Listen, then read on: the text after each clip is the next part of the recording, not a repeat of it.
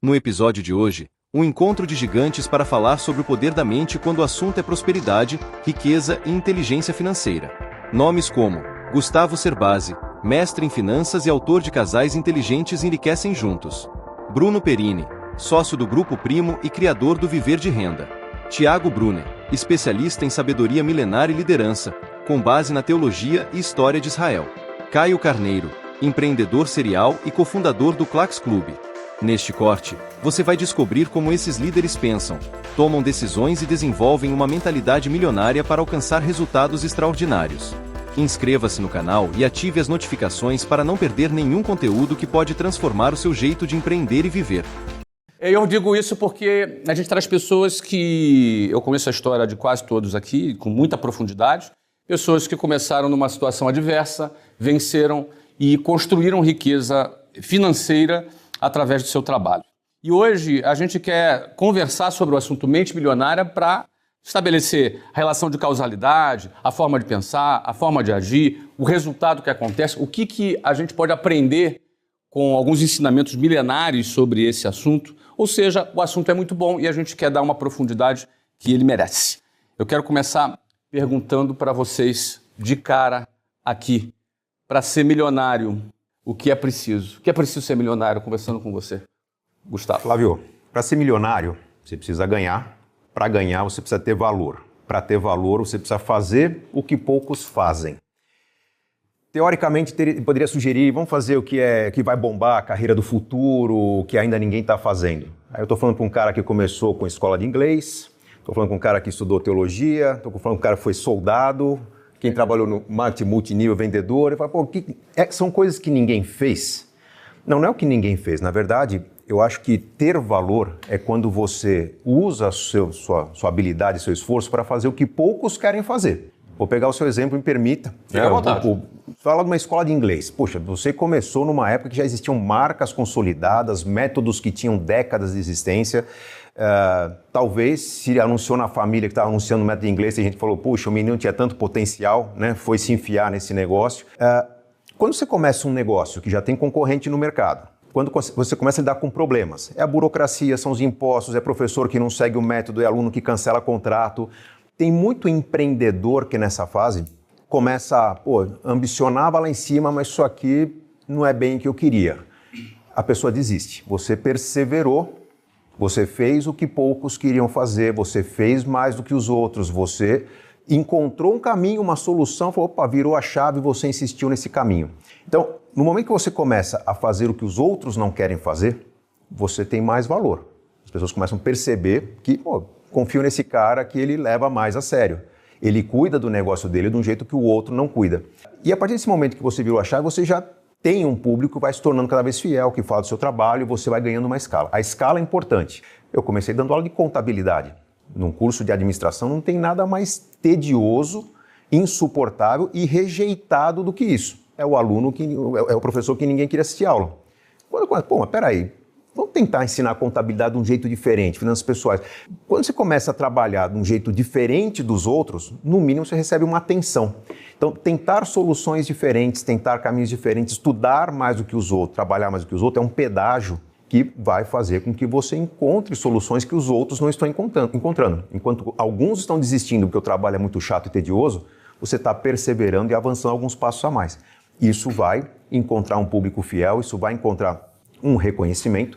No pior dos cenários, vão dizer que, se você não dá certo um negócio, faz como o Flávio fez, faz como o Gustavo fez, que ali eles encontraram um caminho, um cenário que não se queria trabalhar, e você vai perceber que tem público para isso. A gente vive num país em que, infelizmente, a educação é muito rasa, em que a competição é até relativamente mais fácil do que outros países, que eu vou competir com pessoas que têm um conhecimento de altíssimo nível, que estão conectados a pessoas que estão reunindo técnicas que vão ser mais difíceis de ser vencidas. No Brasil, quando a gente faz algo além da mediocridade, algo além da média, a gente já recebe uma atenção.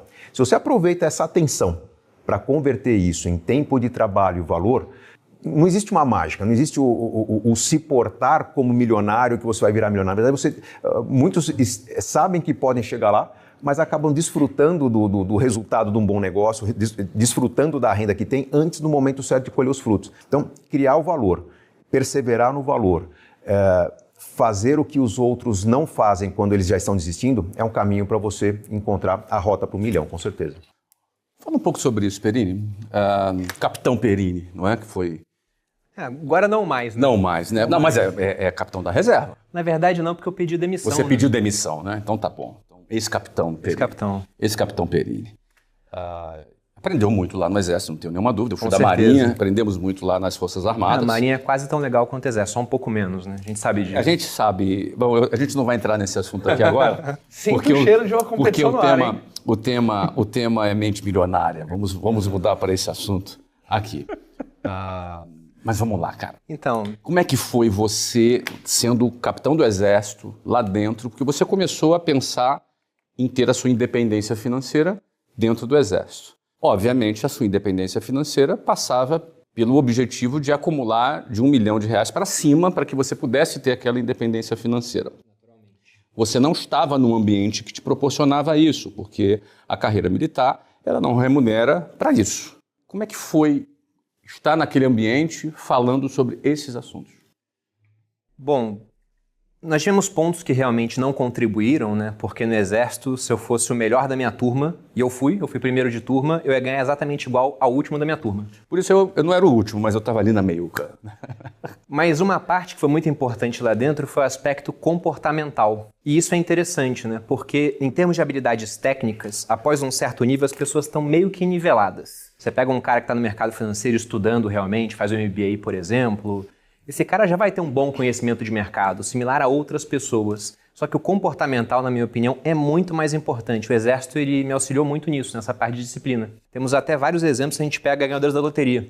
Então o pessoal que ganha na loteria, 5 milhões, 10 milhões, 20 milhões, não importa a quantia. Você dá um tempo, esse cara vai gastar tudo até que só sobre na mão dele aquilo com o qual ele está habilitado para lidar. Tanto em termos técnicos... no seu outro dia eu postei, era um cara que ganhou uma indenização de uns 400 mil e gastou tudo em um mês.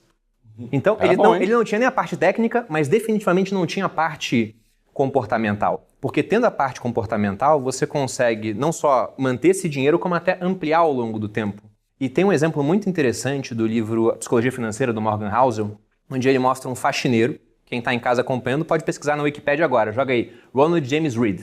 Vai aparecer que ele era um frentista, faxineiro, investidor e filantropo, porque ele morreu com um patrimônio de mais de 8 milhões. E no livro, o Morgan Housel compara ele com um economista formado, se não me engano, em Harvard, que era o Richard Fusconi, que ganhou muito dinheiro e depois perdeu tudo na crise de 2008. E ele fala, olha que interessante, né? Um faxineiro nunca conseguiria operar um coração melhor do que um cirurgião. Não tem como. Nunca conseguiria construir um prédio melhor do que um engenheiro. Só que ele conseguiu investir e manter o patrimônio muito melhor do que um financista, porque ele tinha as habilidades comportamentais. Nessa parte, o Exército me auxiliou muito.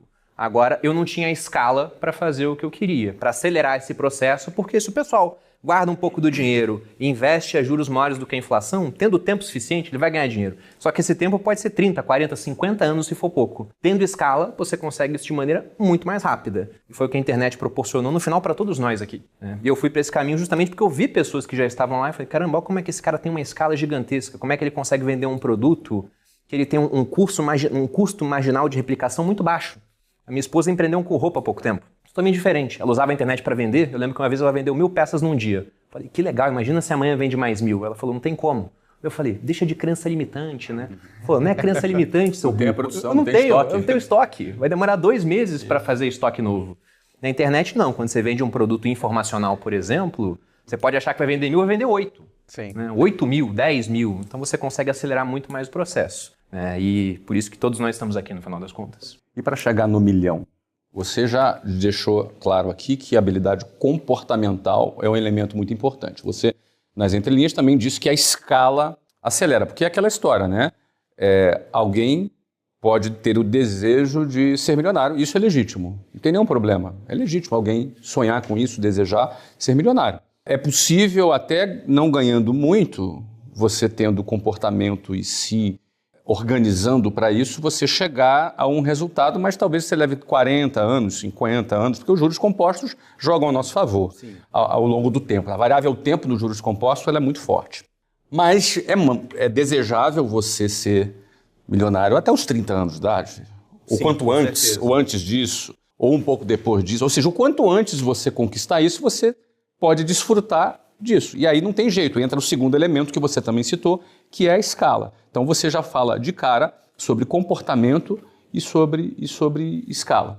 Exatamente. Se a gente pega do ponto de vista comportamental, o Cerbasi falou, pô, aqui todo mundo tem formações diferentes no final das contas, mas em termos comportamentais a gente conseguiu não só juntar um bom patrimônio, né, manter esse patrimônio e ampliá-lo ao longo do tempo. Agora, em termos técnicos, a gente sabe coisas diferentes, mas no final todo mundo aqui está vendendo alguma coisa, que é a melhor maneira de você conseguir dinheiro no curto prazo, né? E é uma habilidade também que vem de aspectos da mentalidade, porque a minha esposa, por exemplo, ela tinha horror à venda. Ela era esposa de militar, ela era irmã de militar, era filha e neta de militares. Uau. Então a Malu, ela cresceu na estabilidade, ela tinha horror à venda. E eu lembro que quando eu falava, poxa, vamos vender na internet, porque ela foi pra internet primeiro, e ela começou a ter uma escala muito grande, eu falei, a gente tem um baita outdoor e não tá anunciando nada. Ela falou, mas eu não gosto de vender. Eu levei a Malu num treinamento, porque santo de casa não faz milagre, né? Ou ninguém é profeta em sua própria terra.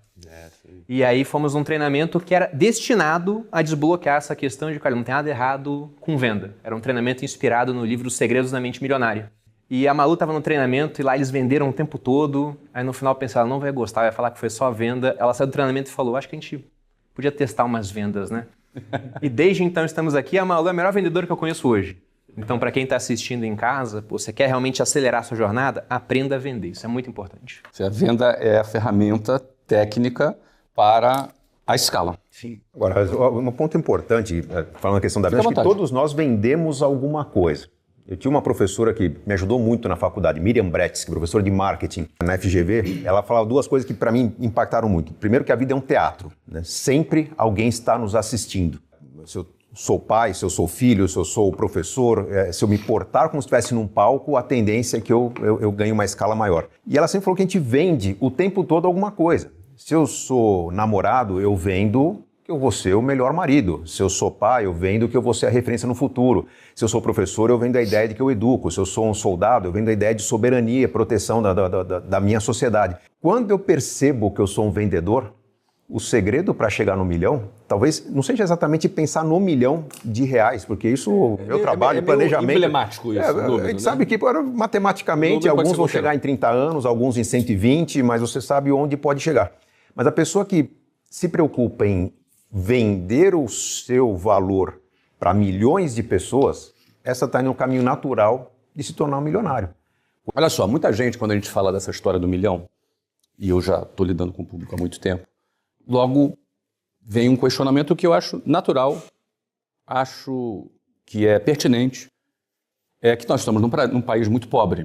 O Brasil é um país que metade da população, mais de 100 milhões de pessoas, vivem com uma condição de pobreza.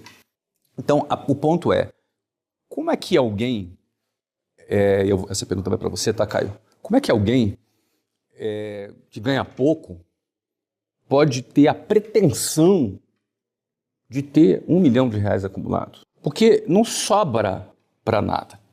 Óbvio, quando a pessoa ela pensa no milhão, ela pensa que ela precisa economizar um pedaço daquilo que ela ganha para que ela, com aquele pedaço, ao longo do tempo, bem administrado, em investimentos bem equilibrados, ela possa transformar aquele esforço de trabalho no milhão. Esse é um caminho, e muito provavelmente, realmente, quem ganha muito pouco, quem ganha um salário mínimo, quem ganha 2 salários mínimos, talvez o cara falte até para ele comer. Talvez o caminho para que essa pessoa chegue no milhão não vai ser economizando R$50 por mês. Ou, matematicamente, economizando R$50 por mês, talvez ele leve, eu não fiz essa conta, 150 anos, 200 anos. Um século ele chega lá. Um século ele chega lá, ou seja, biologicamente não é viável. Então, quem, de certa forma, faz esse questionamento, eu me uno com essa pessoa nesse questionamento, esse questionamento não está errado. O ponto é que existe uma outra variável, que é a variável escala. Ou seja, no fundo, a pessoa precisa ganhar mais. E aí, quando a gente fala em ganhar mais, a gente cai nessa ferramenta que vocês mencionaram aqui, que é vendas. Porque vendas é a única ferramenta de qualquer empresa e de qualquer indivíduo para gerar receita. É a única.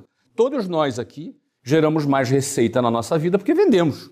Então, seja livro, seja curso, seja MBA, seja imersão, mentoria, publicidade, ou seja, você vende. A venda, a Microsoft só se tornou a empresa mais valiosa do mundo porque vende. A Apple, porque vende. Então, no fundo, é fato. Economizando R$50 por mês, talvez você vai precisar de 1 século ou 2 para chegar no tal milhão. Então, o ponto é, como alguém pode gerar mais receita para se habilitar a ter uma vida mais confortável através da sua independência financeira, e a gente cai em venda, e aí eu caio na pergunta para você. Caio, as pessoas podem, todo mundo pode aprender a vender?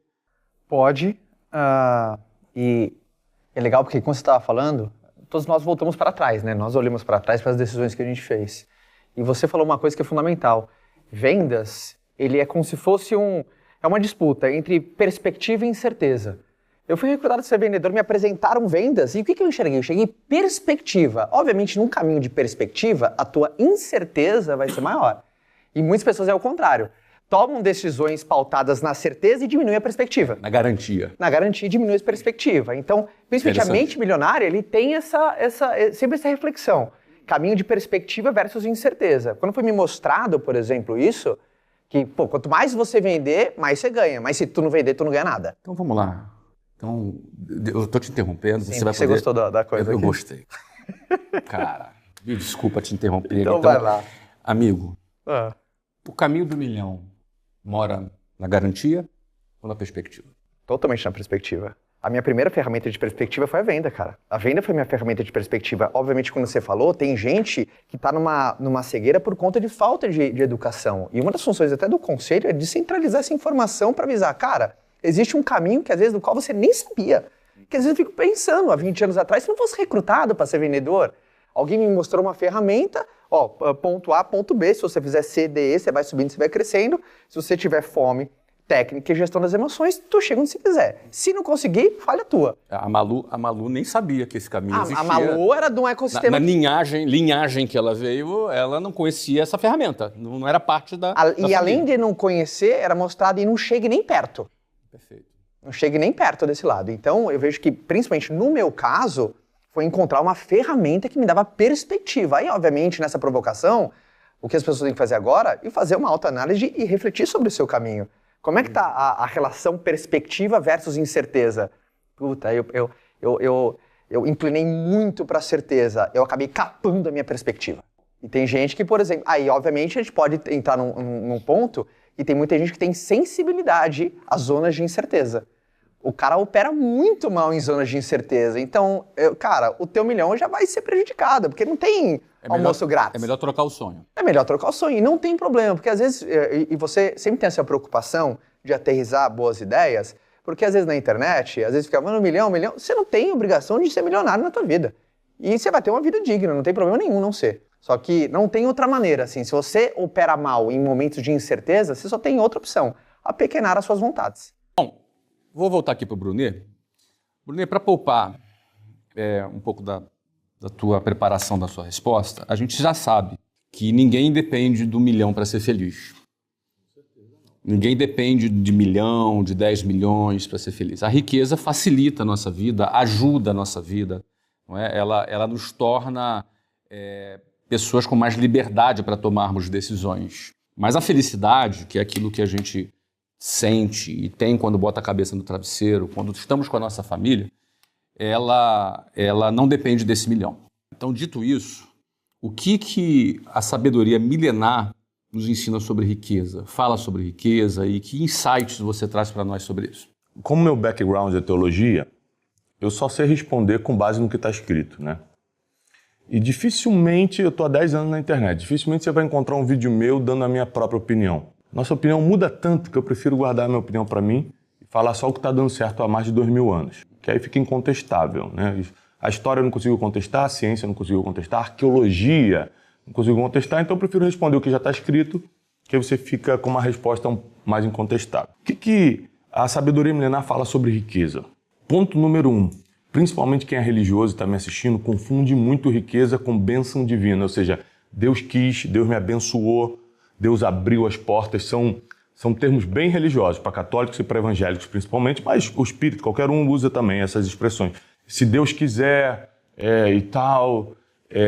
Só que, biblicamente, não é assim. A riqueza ela não está ligada inicialmente à bênção divina. É no final que isso entra.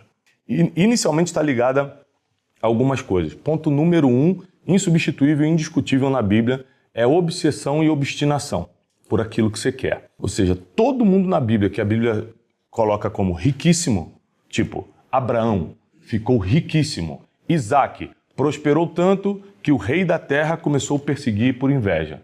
Jacó enriqueceu mais e mais e mais. Tem 3 vezes mais no mesmo versículo. José do Egito. Lembrando que eu estou falando de avô, filho, neto e bisneto. José, que era filho de Jacó, e Jacó era filho de Isaac, Isaac era filho de Abraão. José, no Egito, aos 30 anos assume o governo e prospera vendendo grãos e se torna o mais poderoso e rico da época. O único que vendia comida no mundo. Aí você pega assim, o que tem entre eles em comum, e com todos os homens e mulheres que enriqueceram na Bíblia? Ponto número 1, todos eles queriam isso. Não tem nenhum que falou assim, caramba, do nada Deus me mandou um dinheiro aqui. Todos eles perseguiram, essa é a palavra, a riqueza. Perseguiram. Eles eram obstinados. Jacó, vamos falar um pouco de Jacó. Ele era obstinado no nível, para quem não conhece a história, eu vou te contar de uma forma rápida e simples. Ele era gêmeo com um irmão chamado Esaú. Quando eles saem da barriga, a história conta que Jacó segura no calcanhar de Esaú para tentar sair primeiro. Por quê? Porque desde aquela época até hoje, entre os judeus, o primogênito teria uma bênção divina de prosperidade. Então, já no nascimento, Jacó mostra o seguinte, você não está entendendo, irmão, eu vim para prosperar. Só que Esaú sai primeiro, ainda assim. Então, eles vão crescendo e Esaú se torna um homem de caça e Jacó fica nas tendas. Fica parado em casa, geralmente cozinhando. E aqui tem um ensinamento muito importante, porque Esaú ia para o trabalho braçal e Jacó ficava no trabalho mental e a mente sempre vai ganhar mais dinheiro que o braço. Quando Esaú, que tinha a bênção da primogenitura, em uma das suas caças volta muito cansado para casa, Jacó fala o seguinte, você está cansado?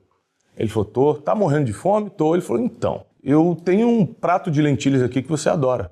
A Esaú me dá. Ele falou, não posso, eu só posso te vender. Então aqui começa a primeira proposta de negócio de Jacó, que foi um dos grandes negociadores da história bíblica. E Esaú falou assim, ué, o que você quer por essa comida? Ele falou assim, eu quero a tua primogenitura.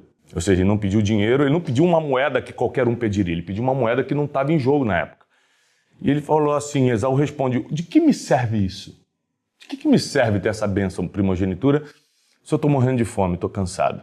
E ali então, em uma estratégia de negócio, hoje no mundo do business a gente chama de ócio criativo. Você tira um tempo para fazer nada para ficar mais criativo, a mente mais criativa. Jacó estava muito tempo nas tendas parado, enquanto ele estava cansado trabalhando no braço. Então ele pega ele cansado e com fome. E cansado e com fome você fecha qualquer negócio, irmão. Agora, o cara que está descansado e na estratégia vai vencer a negociação. Então Esaú vende a primogenitura por uma bagatela, um prato de lentilhas. Mas não para ali a obsessão de Jacó. Ele falou, beleza, agora eu tenho um passo, mas não mudou nada na minha vida, eu continuo sem dinheiro. Lembrando que na Bíblia dinheiro nunca foi de um dia para o outro, isso aqui é importante, tá? Desse processo aqui, ó, dessa primeira negociação até ele botar a mão no primeiro dinheiro de verdade, foram 20 anos. 20 anos de processos difíceis. Aí o irmão começa a ficar com muita inveja e ciúme do que estava acontecendo com Jacó e Esaú começa a perseguir.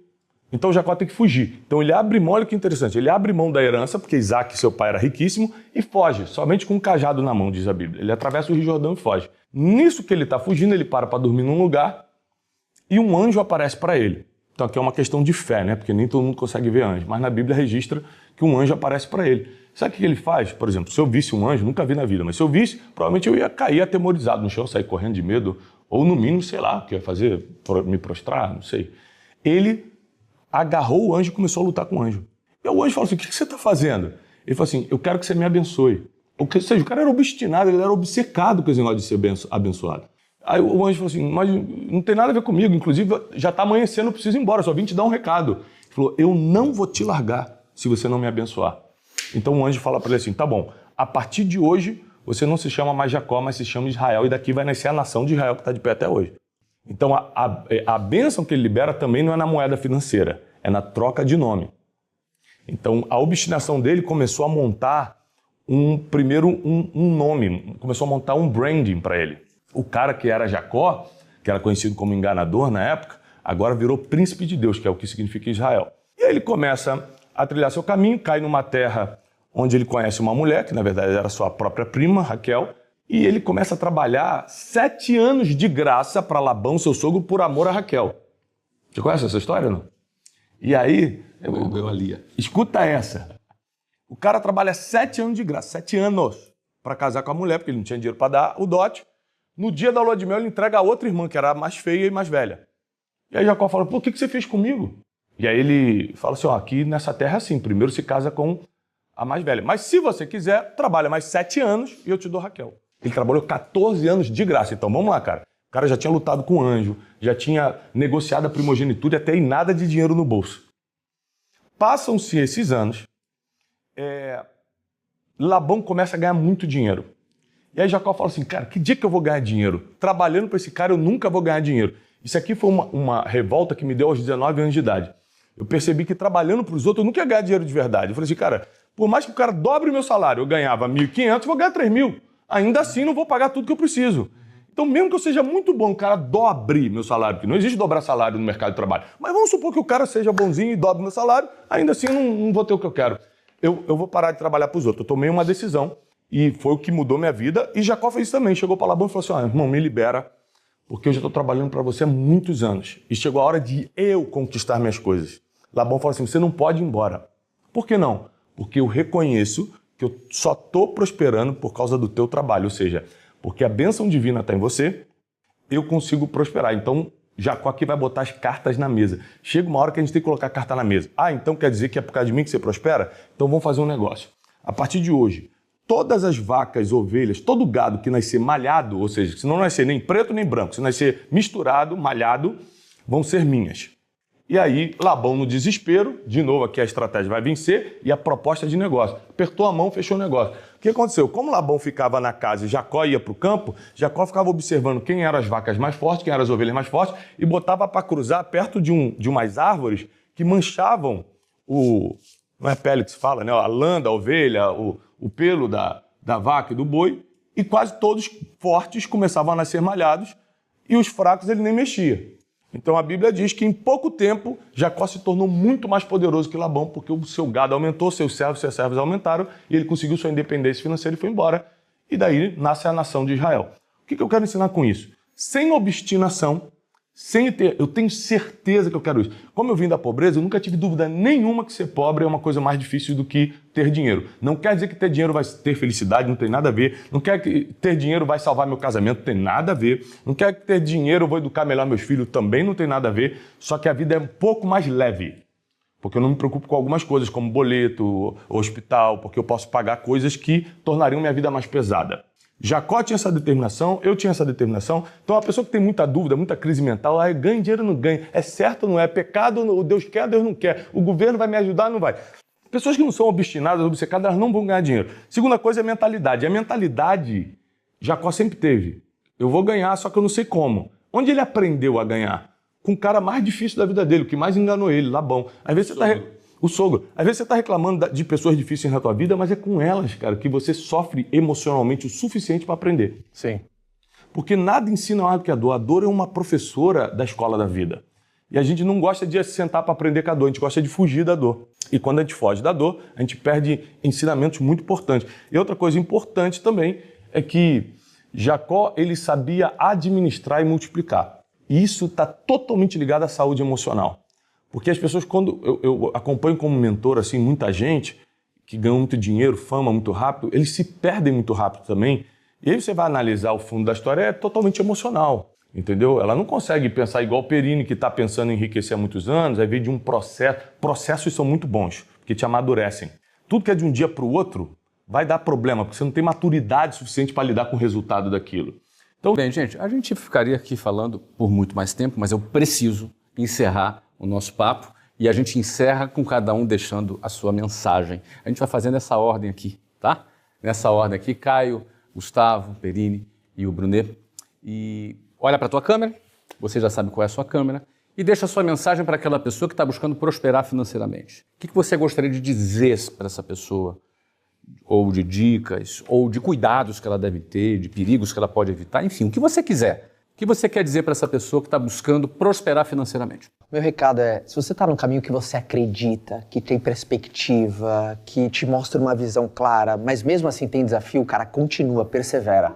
Agora, se você não está num caminho que você acredita, não é vergonha nenhuma você desistir. E às vezes, um salto quântico na nossa vida é quando a gente aprende a desistir e a gente deixar para trás coisa que não leva para frente. Então pense com muito carinho a respeito disso. Eu espero que o cara lá de cima abençoe suas decisões. Mas essa seria a minha dica para todo mundo que está ouvindo. Caio, muito obrigado. Vou ler de novo a sua apresentação. Caio é empreendedor, fundador do Vende, sócio da Wiser Educação, cofundador do Clex Club, autor best-seller e host do podcast, como você fez isso. Obrigado pela sua generosidade, pela sua presença e a sua contribuição. Obrigado. Tá bom? A gente aqui vai para o Gustavo Cerbasi, mestre em finanças, criador do curso Inteligência Financeira, autor de 16 livros, dentre eles o best-seller Casais Inteligentes Enriquecem Juntos. Muito obrigado pela sua presença, Gustavo. Eu agradeço, deixa a sua mensagem final. Para quem está assistindo lá de casa, na verdade, sempre existem dúvidas sobre as grandes decisões, né? Pode ser o comprar ou alugar, pode ser deixo esse emprego, continuo, empreendo ou não. Tem um grande segredo para tomar as decisões mais difíceis, que é você parar, pensar e se imaginar sendo você mesmo daqui a 5 anos, daqui a 10 anos. Qual que é o evoluir dos possíveis cenários na situação em que você está agora, nas situações possíveis que você quer avançar, seja num cenário favorável ou desfavorável. Geralmente, quando tanto o favorável e o desfavorável te posicionam numa situação melhor, num caminho novo, esse caminho novo é mais interessante.